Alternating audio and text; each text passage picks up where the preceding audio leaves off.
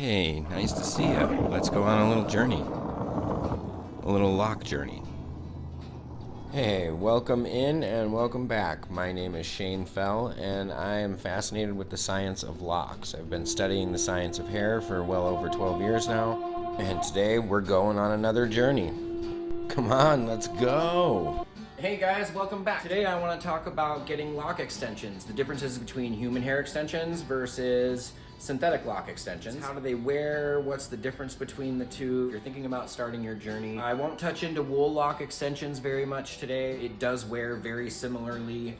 It's a little bit harder to attach than either of these two. It's probably why you don't see a whole lot of people work with them. They're mostly just utilized with double-ended and single-ended extensions, though there is quite a few people that wear Woolies as extenders. So today we're just gonna go over human hair and synthetic hair lock extensions. Major thing to understand is that all of them are gonna wear right around the same amount of time. They're all gonna last you somewhere between 8 months and 2 years. Depending on how they're put in and so on, you should normally get about 1.5 to 2 years out of either one. Human hair really depends on what hair you get. They wear differently in that amount of time. So human hair is going to swell and contract and soften out more like your hair normally would. Though it's not exactly the same, it still softens out quite a bit.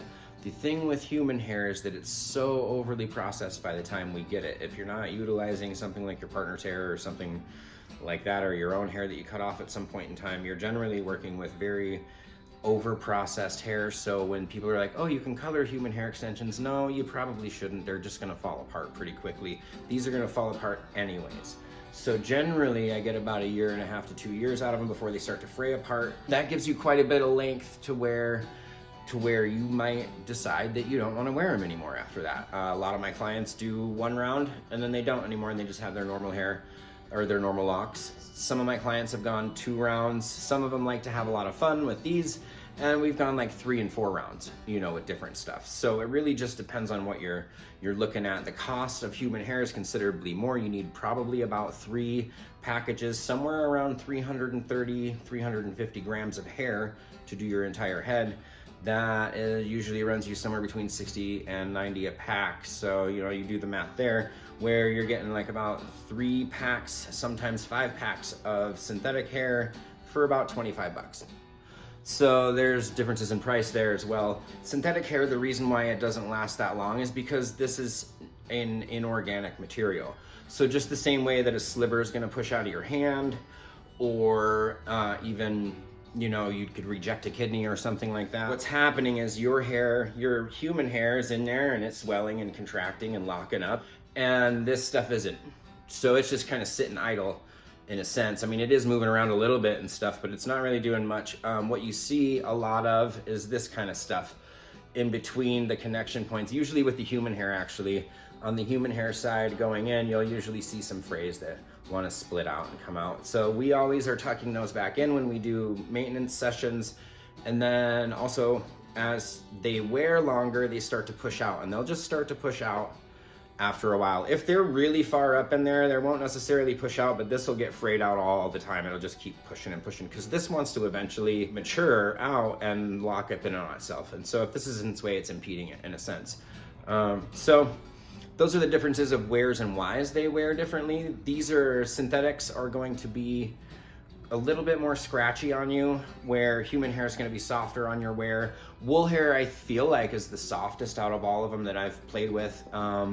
Wool hair is quite nice to have in for extenders. It's a little bit harder to attach than either of these two. Wool is a little bit harder to work with and get in because it's already been tightened and locked, and so you got to spread it apart and really get in there. Though they are quite soft, they are a little bit heavier than all 3. Just think of a wool sweater getting wet, right?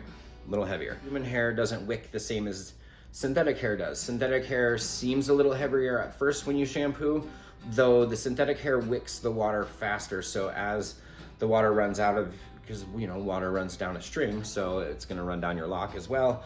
Same way, so water runs down your human hair, and once it hits here, it runs a lot faster. It just drips, drips, drips, and then you're dry. Where the human hair is going to be a longer of a dry, going to be a longer air dry for you, and so it holds on to it more. Those 3 things are your major differences in them. Personally, I've come to a point where if I were to wear extensions, it would only be synthetic, simply because generally speaking, when human hair comes to us, it has been released in some type of mourning. It goes through all its process before it can be a thing. Generally speaking, I don't know what that person has been through, nor do I want to wear that on me. This is neutral.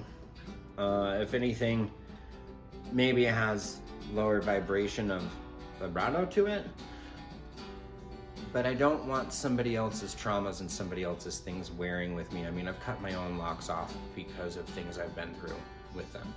So that kind of just went out the window for me. The other part is, with them only lasting around 1.5 years regardless, why wouldn't I just play with these the most? Those are your major differences. The only thing with getting locks pre-made, if it's not your loctician building them after they've consulted with you about your sizes that you like, and once you get them pre-made, you are stuck with the size that is made, right? This one is about the size of my pinky at thickest, and you'd be stuck with that, right? Like, you're gonna get that size of locks. So that's where you run into trouble getting pre-mades put in. It's not a bad thing. I've done it many times. Usually it comes out, I mean, everyone's usually somewhere between Sharpie and pencil size anyway. Talk to your loctician before you do it. I mean, if you're thinking about putting in extensions, then most likely you're thinking about going professional. That is where you talk to your loctician.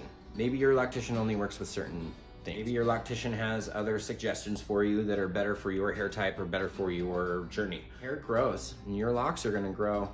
So eventually you won't be doing these anymore anyways, unless it's just for fun. Hope that kind of helped you at least like decide where you would rather sit, whether you'd rather go with human hair or a synthetic faux lock extender. Hopefully those kinds of little tips can help you along with whoever and however you do your journey. So happy locking.